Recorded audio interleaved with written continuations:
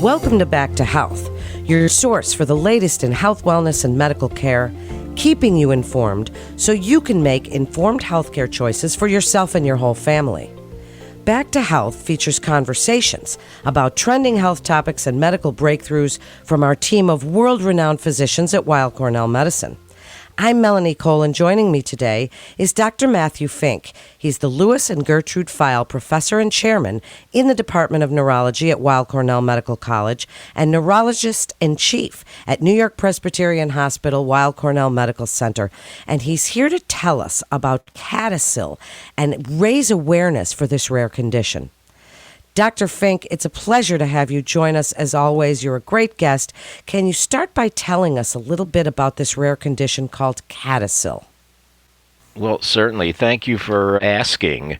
CADASIL is a name which is an acronym for a very long and complicated medical name that I'm not going to describe. But what it is a cause for a type of stroke which is inherited.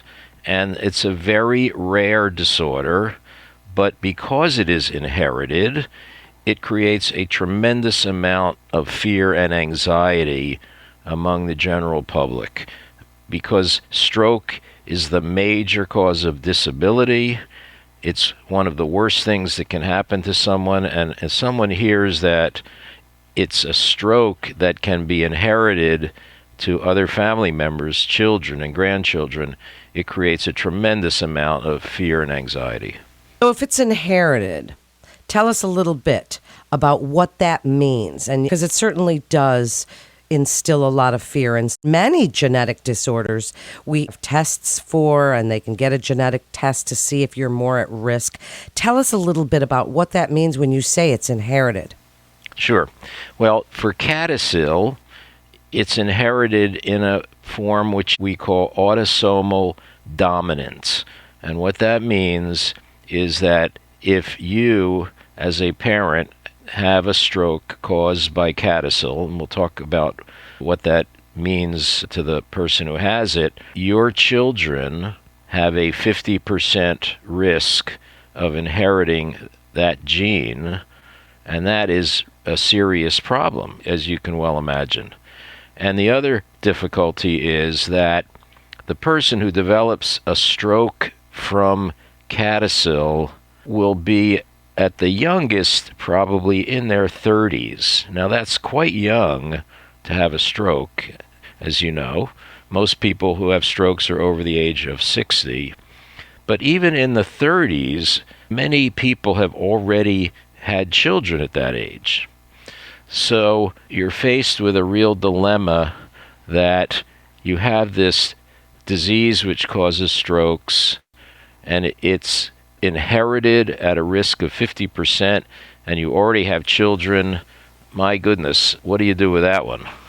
Do you do with that one? So tell us about CADASIL itself in the affected patient. Does it manifest itself in stroke symptoms the way that ischemic or any other type of stroke might manifest itself, or is it a little bit different? It is a little bit different. So most patients with CADASIL, when they are young, will have migraine headaches, but the type of migraine headaches that have a visual aura, what we call migraine with aura, which is a common form of migraine headache that is not connected with CADASIL.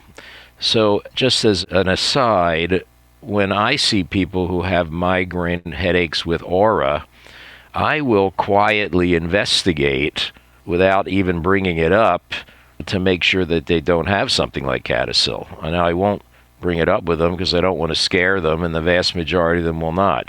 But migraine with aura is sort of the earliest symptom that patients with CADASIL develop.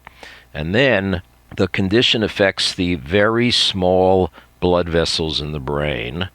And as a result of that, the ischemic strokes that occur are tiny little ischemic strokes, which in the beginning may be silent. They may not cause stroke-like symptoms.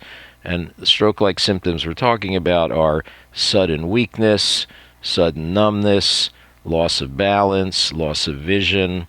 So many of these patients will not have those symptoms, but they will accumulate these tiny little strokes in the brain over a period of years, and that actually results in impairment of memory and cognitive function. And so a lot of these patients go to see their doctor thinking that they may have something like Alzheimer's disease or another type of neurodegenerative disorder, when in fact their problem is being caused by a series of little strokes. Which is why it's so important for us to do podcasts like this about awareness, because for years, right, people would go to their doctors and, as you say, it could have been misunderstood as MS or other neurological diseases.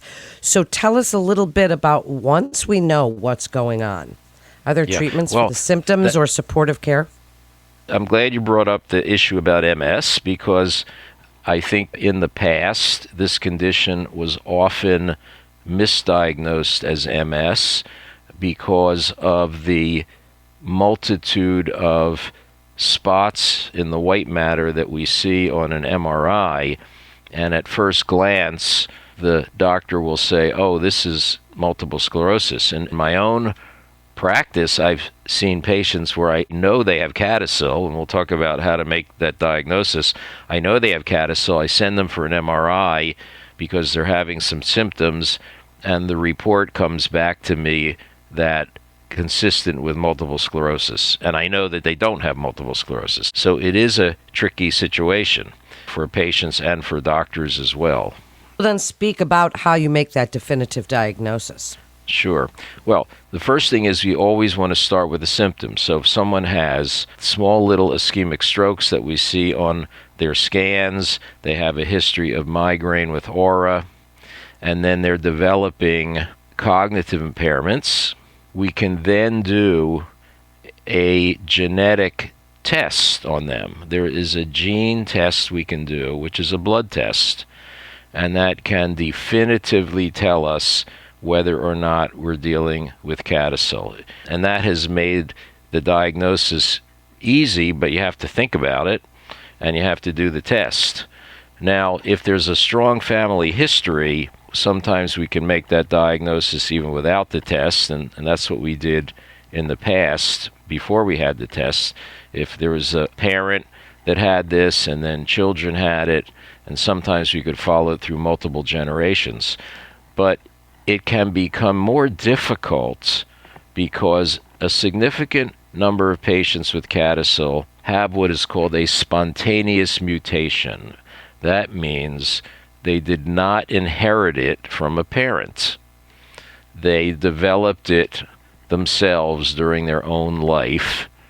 Well, how does that happen? Well, it's an interesting problem, but there are lots of spontaneous mutations that develop through life. Most of them are meaningless, but in CADASIL, it's obviously an important one. So a lot are spontaneous mutations, so the blood test becomes very important. The other way we can diagnose it is we can look at the small blood vessels in the skin of the patient. Remember, I mentioned that the disease affects the small blood vessels in the brain. It also affects the small blood vessels in the skin, and it's very easy for us to do a skin biopsy. And I've made the diagnosis in patients from a skin biopsy, even without having the blood test in front of me. But the blood test makes it very easy to make a diagnosis, assuming the doctor thinks about it and orders the test. Dr. Fink, you are something else. What a brilliant man you are, and so kind to boot. And you're really a great educator. Now tell us about what you do for patients of this rare condition, and speak a little bit about the prognosis. I know we don't always like to say about prognosis, but the resulting effects of this disease. Sure. So because it's such a rare disease, and in fact, we don't know exactly how many people there are in the world with this. The latest numbers indicate that about 1,000 families have been identified around the world. That's a very small number. I'm sure it's more than that. I'm sure there are patients that have not been diagnosed. But if we do diagnose it early And our best hope of doing that is within a family. I'll give you an example. I have a patient that I diagnosed who was in the 60s when she first came to see me. She has 4 children, 3 sons and a daughter. And I met with the entire family. The children were in their 30s and 40s at the time, and explained to the family what was going on. And all of the children were healthy. And I suggested that they might want to have genetic testing to find out if they were carrying the gene. And at the time, none of them wanted to have the genetic testing done. They basically said, well, we'll take our chances. The daughter already had children, and the 3 sons did not at the time.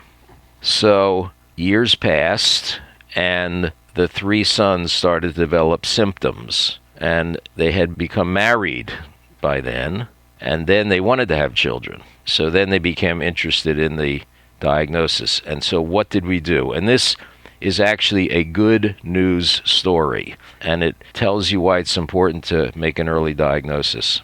We were able to help the sons in their planning to have a family to avoid transmission of the gene, because the science of fertilization has advanced so well that our team was able to identify individual sperm in these men that carried the gene or did not carry the gene.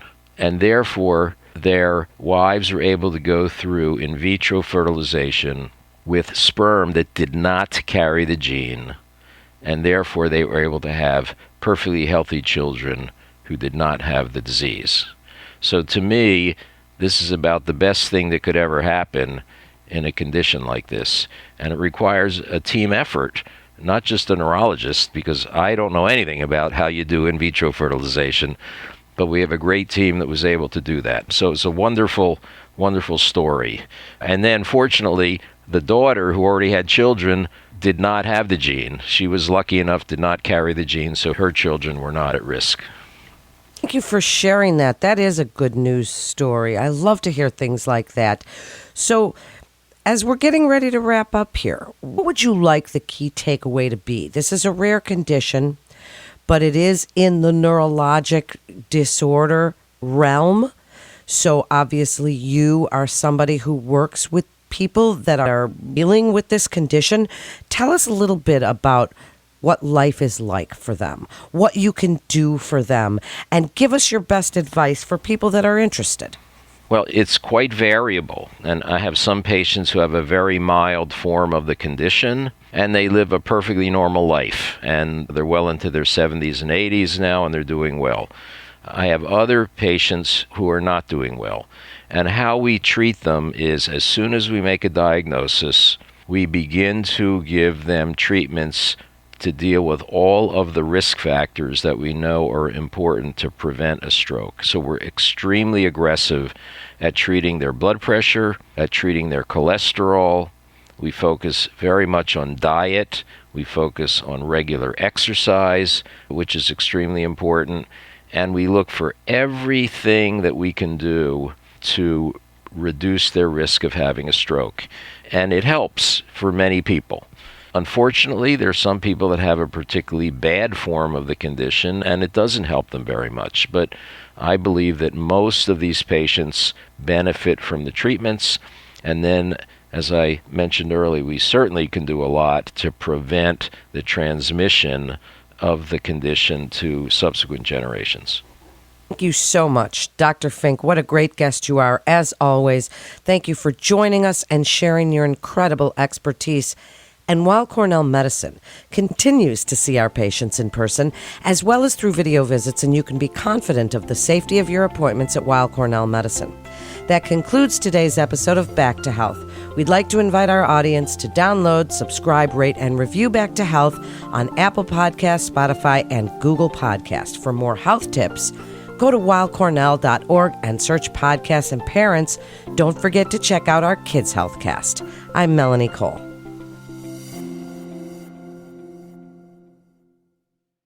Every parent wants what's best for their children.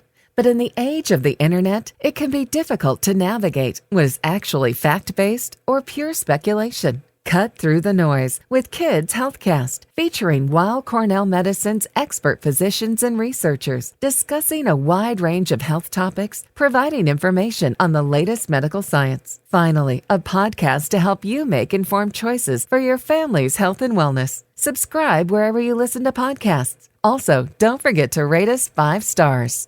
All information contained in this podcast is intended for informational and educational purposes. The information is not intended nor suited to be a replacement or substitute for professional medical treatment or for professional medical advice relative to a specific medical question or condition. We urge you to always seek the advice of your physician or medical professional with respect to your medical condition or questions. Weill Cornell Medicine makes no warranty, guarantee, or representation as to the accuracy or sufficiency of the information featured in this podcast, and any reliance on such information is done at your own risk. Participants may have consulting, equity, board membership, or other relationships with pharmaceutical, biotech, or device companies unrelated to their role in this podcast. No payments have been made by any company to endorse any treatments, devices, or procedures, and Weill Cornell Medicine does not endorse, approve, or recommend any product, service, or entity mentioned in this podcast. Opinions expressed in this podcast are those of the speaker and do not represent the perspectives of Weill Cornell Medicine as an institution.